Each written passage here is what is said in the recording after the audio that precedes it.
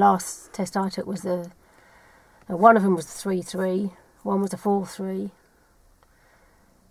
Yeah, I can't remember the first one. It was just disastrous. The first one, I choose to forget that one. 2-2s. Or if that, yeah. I think it was a 3-2, but 3-2. still, disastrous. Right, so the usual scenario. I've got my test in about a week, 10 days. Okay. And my instructor, who's gone off playing golf again, I got to think of something better than that. And he said we were going to cover this meeting clearance, and it's always going to include anticipation. Okay. Yeah, so anticipation's going to go all the way through it. Yeah. Right. So because it's phase 2, it's at phase 1 you'd be telling me all the time, yeah, and then maybe a little bit of asking me at the end. And if you noticed on the last emerge that we done last week, you kind of chucked a bit too much at me, didn't you? Yeah. Yeah. Yeah. It was a nice try. And I think I said to you on video that I probably would have just knocked on any further than maybe the mirrors and the signal, yeah? Mm-hmm. Because of the time factor, really. Mm.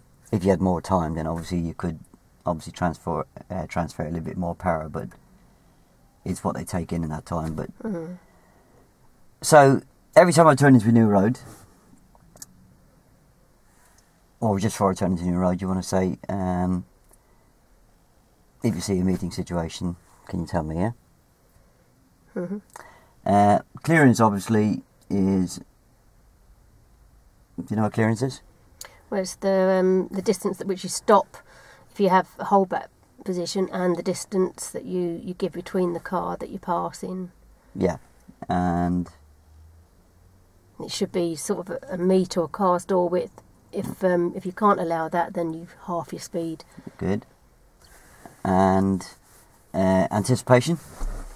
Anticipate any of the cars pulling out that are parked. Anticipate anybody coming between the cars onto the road. Anticipate a cyclist coming onto the road. Right. I was just going to mention cyclists.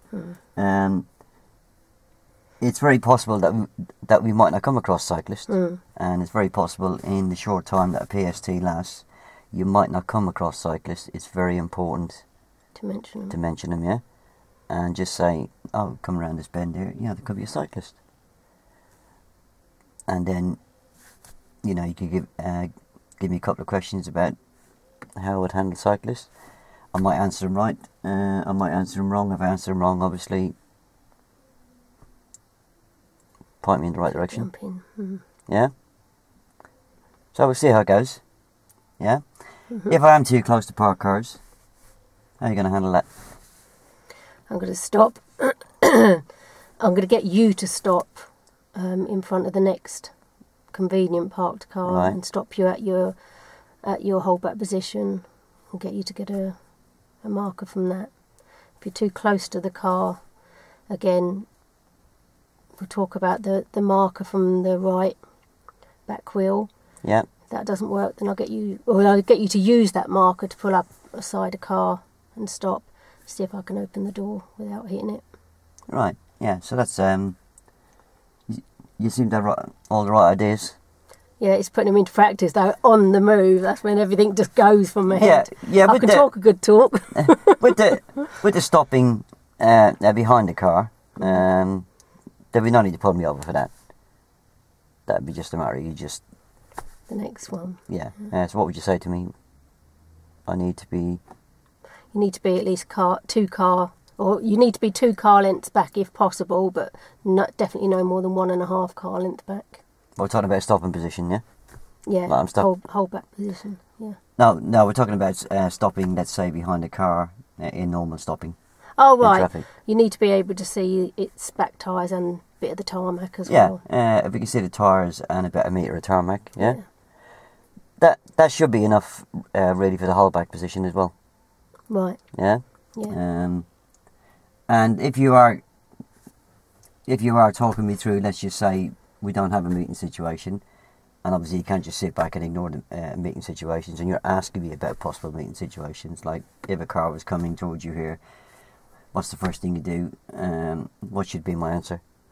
Check the rear view mirror. Yeah, why is that important? Because you need to know how close and how fast the cars behind you are travelling. And if there's a place where you can pull in, you need to make sure there's room for both of you. Good, that's the idea, yeah. Yeah, if I've got 3 or 4 cars behind me, there's not going to be pulling into a gap that's only big enough for me, yeah? So I'd have to then kind of go forward, if possible, a bit more and pick a bigger gap, yeah? Mm. It's also possible to use passing positions where there's a junction on my right or whatever. Yeah. Yeah? Yeah. Because obviously they're going to be open because of the fact that cars are coming in and out. So they're normally good, obvious ones, yeah? Mm-hmm. Okay, should we go and have a try? Yeah. I'll pause that and I'll just